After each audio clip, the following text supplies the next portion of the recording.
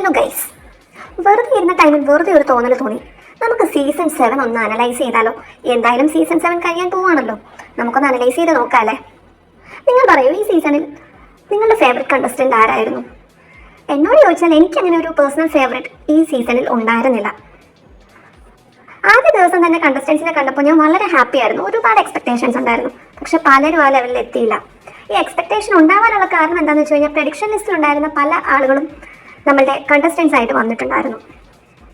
പഴയ സീസണുകളിലെ പോലെ ഒരു ഇമോഷണൽ ബോണ്ടിങ്, ഫൺ മൊമെന്റ്സ്, ഒരു ഗ്രൂപ്പ് യൂണിറ്റി ഇവയൊന്നും ഈ സീസണിൽ എനിക്ക് കാണാൻ പറ്റിയിട്ടുണ്ടായില്ല.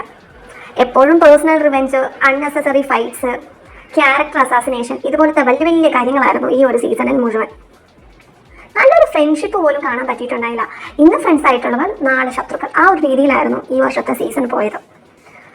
കുറച്ച് ഹാപ്പി മൊമെന്റ്സ് ഉണ്ടായിരുന്നു, പക്ഷെ അത് അത്രയ്ക്കും ജെന്യുവൻ ആയിട്ട് വർക്കൗട്ട് ആയില്ല എന്ന് തോന്നുന്നു. ടാസ്കിന്റെ കാര്യം പറയാം. പഴയ സീസൺ വെച്ച് നോക്കുമ്പോൾ കുറച്ച് ഡള്ളായിരുന്നു.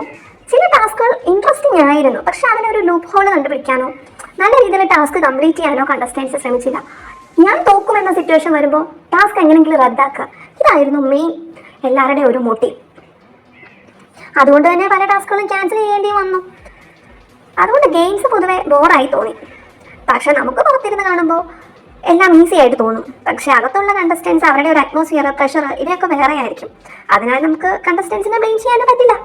എന്തായാലും സീസൺ അവസാനിക്കാൻ പോകുമ്പോൾ ഇനി എല്ലാവരും ഹാപ്പിയായി ഫൈറ്റ്സ് ഇല്ലാതെ മുന്നോട്ട് പോകട്ടെ.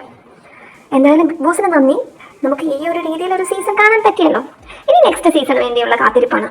എല്ലാവർക്കും ഓൾ ദ ബെസ്റ്റ്. നെക്സ്റ്റ് സീസണിലെങ്കിലും ഹൗസിൽ നല്ല ഫൺ മൊമെന്റ്സും പോസിറ്റിവിറ്റിയും ഒക്കെ തിരിച്ചു വരട്ടെ എന്ന് നമുക്ക് പ്രതീക്ഷിക്കാം. ഫൈറ്റ്സ് വേണ്ടെന്നല്ല, പക്ഷെ എല്ലാം ഒരു ലിമിറ്റിൽ വേണം. നമുക്കൊരു ഹാപ്പി മൊമെന്റ്സും വേണം, ഫൈറ്റ്സും വേണം. ഇല്ലാന്നുണ്ടെങ്കിൽ നമുക്കൊരു സന്തോഷം തോന്നില്ല, അതാണ്. അപ്പം ഗൈസ് ബൈ. നിങ്ങളുടെ അഭിപ്രായം കമൻറ്റ് ചെയ്യൂ. ആരായിരിക്കും ഈ സീസൺ വിന്നർ?